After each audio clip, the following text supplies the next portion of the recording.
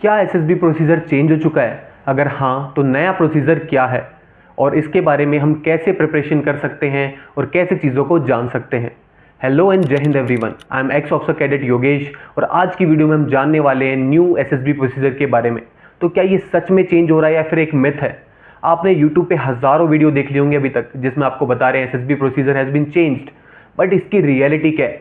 तो काफ़ी रिसर्च करने के बाद और काफ़ी समय इस टॉपिक पे देने के बाद मैंने फाइनली ये वीडियो बनाने का डिसाइड किया है और इस वीडियो में मैं आपको पूरी की पूरी रियलिटी बताने वाला हूँ कि असलियत में ये चेंजेस क्या हैं, क्या सही में कुछ चेंजेस आने वाले हैं या नहीं आने वाले, या फिर कैसे हम इस चीज़ की तैयारी कर सकते हैं अगर कुछ चेंजेस आ रहे हैं तो न्यू प्रोसीजर के बारे में जानने से पहले ये जान लेते कि जो पहले वाला प्रोसीजर था क्या वो सही था एक कैडेट को या एक कैंडिडेट को जज करने का।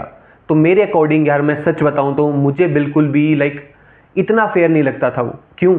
क्योंकि आपको 1 मिनट मिलता है अपने नरेशन के लिए और 30 से 40 सेकंड मिलते हैं मैक्सिमम एक कैंडिडेट को उस 10 से 15 मिनट के ग्रुप डिस्कशन में। तो एक पोटेंशियल कैंडिडेट जिसके अंदर सारी ओएलक्यूज हैं, क्या पता उसका उस दिन फंबल कर जाए या फिर वो ढंग से अपने आइडियाज़ को रिप्रेजेंट ना कर पाए। तो क्या एक टेस्ट एक इंसान की पर्सनैलिटी को बता सकता है?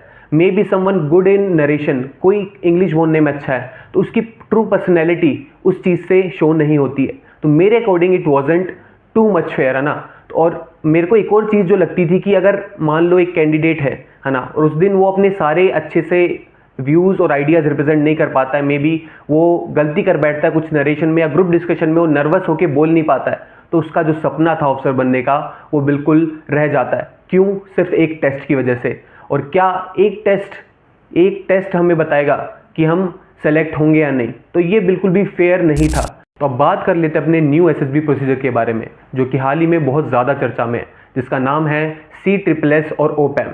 तो ये है कंप्यूटराइज स्टेज 1 सिलेक्शन सिस्टम। तो इसके बारे में डिटेल में जानते हैं आखिर है क्या चीज़ और इसमें क्या क्या चीज़ें आपसे पूछी जाएंगी और इसकी तैयारी हम कैसे कर सकते हैं अगर ये एसएसबी में पूछे जाने वाला है तो भाइयों इसमें है क्या? तो पहले जो आपका एसएसबी प्रोसीजर होता था, स्क्रीनिंग जो होती थी डे 1 पे, उसमें होता क्या था, आपकी PPDT होती थी, देन ग्रुप डिस्कशन और एक चीज़ होती थी OIR। ठीक है, उसमें आपका इंटेलिजेंस चेक किया जाता था, बेसिक जो एक ऑफिसर बनने के लिए चाहिए होता है। तो सेम जो ये टेस्ट है इसमें सेम आपका OIR तो है, बट इसमें सिर्फ कुछ क्वेश्चंस थोड़े और ऐड कर दिए गए। तो उसके पीछे क्या रीज़न है, क्या मेंटेलिटी है इंडियन आर्मी की, तो वो जान लेते हैं भाई। तो सबसे पहले आपके जो 70-80 क्वेश्चंस रहते थे ना वर्बल और नॉन वर्बल रीजनिंग के, वो तो रहेंगे इसमें, बट इसके साथ 100 से 110 क्वेश्चंस और ऐड कर दिए गए हैं to check your personality and your psychology.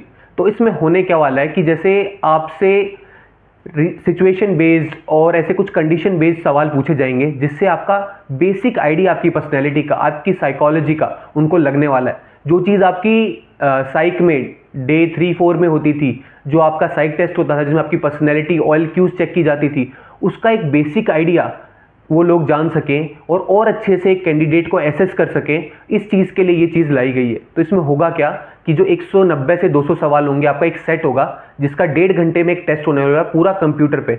और उसमें होगा क्या कि 70-80 क्वेश्चंस आपके रीजनिंग के होंगे जो कि वर्बल नॉन वर्बल होने वाली है, और बाकी 100 से 110 क्वेश्चन होंगे आपके पर्सनैलिटी बेस्ड जिसमें आपसे अलग अलग टाइप की सिचुएशंस पूछी जाएंगी कि अगर आप इस तरीके से फंस जाते हैं तो आप कैसे रिएक्ट करेंगे, है ना। तो ये सारा कंप्यूटर बेस्ड होने वाला है। और इसके फ़ायदे क्या हैं वो मैं आपको बता देता हूँ।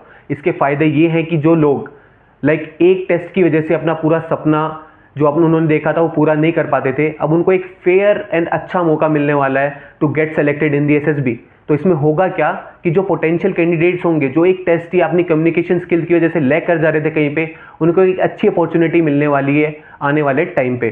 तो भाई मैं इस चीज़ के फुल सपोर्ट में हूँ। क्यों?